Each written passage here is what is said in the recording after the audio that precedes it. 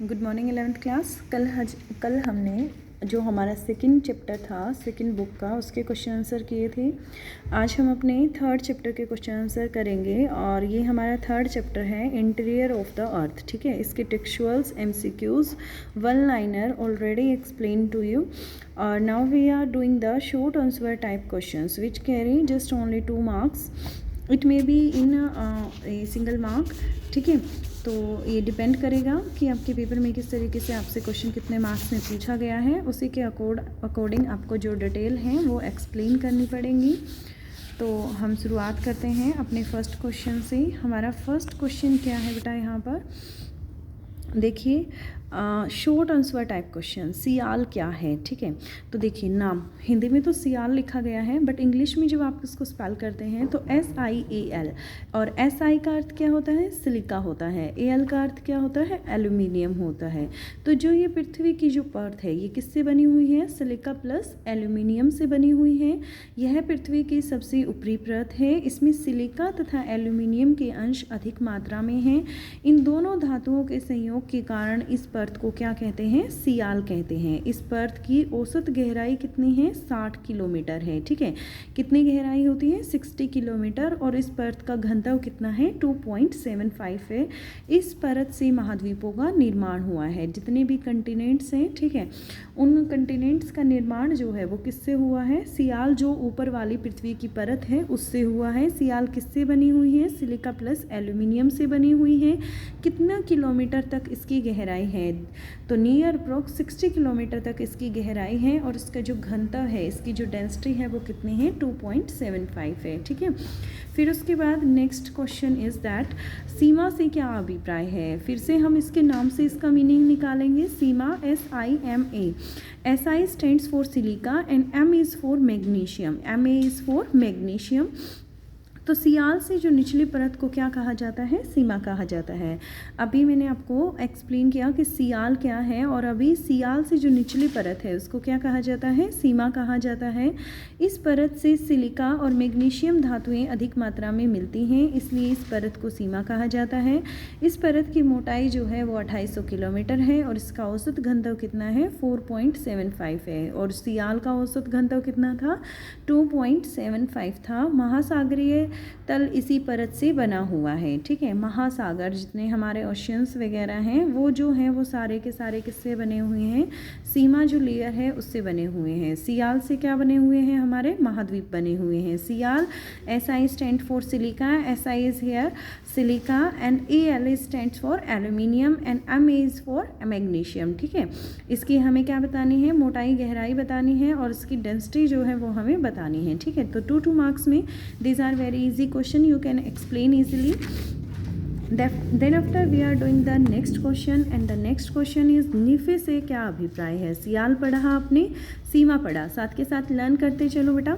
सियाल पढ़ा आपने, सीमा पढ़ा, ठीक है। Now we are doing the study of nife. Nife क्या होता है, nife NI stands for nickel and FE is ferrous. ठीक है, FE stands on ferrous and NI is nickel. ठीक है, तो देखिए यह पृथ्वी की सबसे निचली तथा केंद्रीय परत है। ठीक है, सबसे नीचे वाली जो परत है पृथ्वी की, जिसे आप सेंट्रल लेयर भी बोल सकते हैं, जो पृथ्वी के बिल्कुल सेंटर में है। ठीक है, like as this is a earth and there is a centre of earth, जो बिल्कुल सेंटर में जो लेयर है उसे क्या बोला गया है, नीफे बोला गया है। And which is made by nickel and ferrous, और जिसकी डेंसिटी जो है वो ज़्यादा है क्योंकि इसका nickel and ferrous these are the heavy metals. ठीक है, that's why the density of this layer is also greater than the other layers. और इसमें जो निकेल तथा फेरस धातुएं जो होती हैं वो अधिक होती हैं और इस परत की मोटाई जो है वो कितनी है, 3500 किलोमीटर है। ठीक है, फर्स्ट की आपने कितनी पढ़ी थी, जो सियाल के बारे में पढ़ा, this is about to 60 kilometre. Then after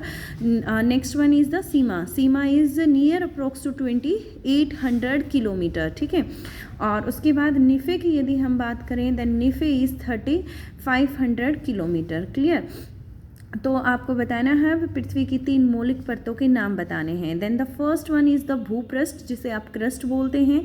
mental is the second and third is the core, you can say also क्रॉड। ठीक है, फिर उसकी हमें क्या बताना है बेटा, पृष्ठ के नाम गहराई, विस्तार तथा घनत्व भी बताना है। तो भूपृष्ठ कौन सा अक्षीतर होता है? सियाल का अक्षीतर होता है और 60 kilometre, already told you in the last 3 questions. And कुल जो इसका एरिया है वो टोटल कितना परसेंट है? नियर अप्रॉक्स 0.5% है। And there is a density which is about to 2.75।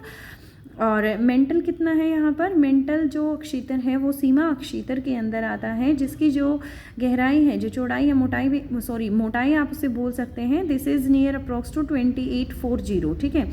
और इसका अक्षेत्रफल कितना है? 16.5 है। और डेंसिटी भी इसकी कितनी है? 5.68 है। Now I am talking about the क्रोड। क्रोड क्या है?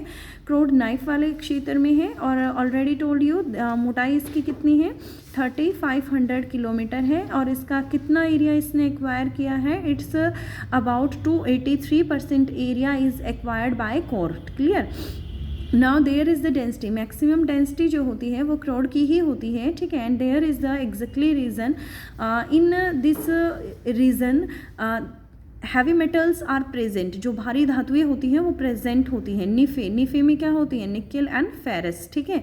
और nickel and ferrous both are the heavy metals, that's why density of this layer is more as compared to 2 layers, ठीक है, which is sial and sima. Now the next question is seismograph. Seismograph किसे कहते हैं? इसका प्रयोग किस उद्देश्य के लिए किया जाता है?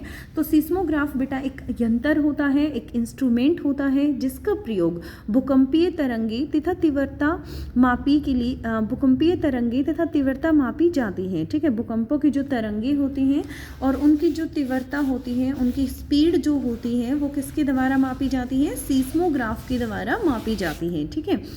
फिर उसके बाद नेक्स्ट देखिए यहाँ से, इस यंत्र में लगी एक सुई द्वारा ग्राफ पेपर भूकंपीय तरंगों को रेखांकित किया जाता है। इस यंत्र द्वारा भूकंप का उद्गम, भूकंपीय तरंगों की गति, मार्ग तथा तीव्रता का हमें ज्ञान होता है, ठीक है। सीस्मोग्राफ क्या होता है? सीस्मोग्राफ एक यंत्र होता है, एक ऐसा इंस्ट्रूमेंट जिससे हम भूकंप की तरंगे तथा जो उनकी स्पीड होगी, जो उनकी तीव्रता होगी, इंटेंसिटी होगी, उसको हम फाइंड कर सकते हैं और एक ग्राफ पेपर पर उनको इन सुई की हेल्प से, जो इस इंस्ट्रूमेंट में सुई होती है, तो उस ग्राफ की हेल्प से हम क्या कर सकते हैं? भूकंपीय तरंगों को बेटा रेखांकित कर सकते हैं, ठीक है। भूकंपीय तरंगों की गति, मार्ग तथा तीव्रता का ज्ञान होता है।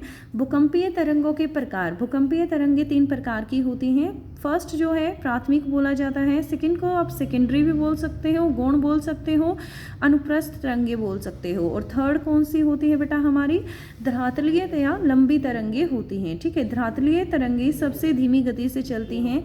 प्राथमिक तरंगे जो प्राइमरी वेव्स होंगी उनकी स्पीड जो है वो काफ़ी ज़्यादा होती है, या आप ये कह सकते हैं कि इन सभी तरंगों में से जो सबसे तेज़ तरंगे हैं वो कौन सी तरंगे होती हैं? भूकंपीय तरंगे होती हैं, ठीक है। गुरुत्वाकर्षण तथा चुंबकीय क्षेत्र किस प्रकार भूकंप संबंधी सूचना देते हैं, ठीक है। अन्य अप्रत्यक्ष स्रोतों में गुरुत्वाकर्षण, चुंबकीय क्षेत्र व भूकंप संबंधी क्रियाएं शामिल हैं। पृथ्वी के धरातल पर विभिन्न अक्षांशों पे गुरुत्वाकर्षण बल एक समान नहीं है। देखिए, ग्रेविटेशनल फोर्स जो है वो सबसे ज़्यादा स्ट्रॉन्ग होता है जो पृथ्वी के नियर जो जगह होगी, जो उसके सेंटर से नियर होगी, ठीक है। Like as I am not now talking about the earth, ठीक है। अर्थ के बारे में बात करती हूँ, and there is the centre of earth, ठीक है।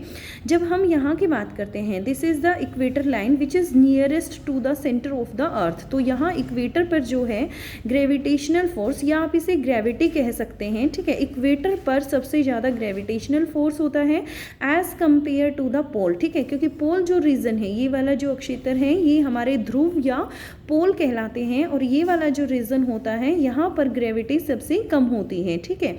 और ग्रेविटेशनल फोर्स है, उसके लिए बहुत सारे फैक्टर्स डिपेंड करते हैं। ग्रेविटी जो होती है वो घनत्व पर निर्भर करती है। डेंसिटी, जो मटेरियल की डेंसिटी होगी, जो वहाँ पर सब्सटेंस है, उन सब्सटेंसेस की जो डेंसिटी होगी उस पर निर्भर करेंगे।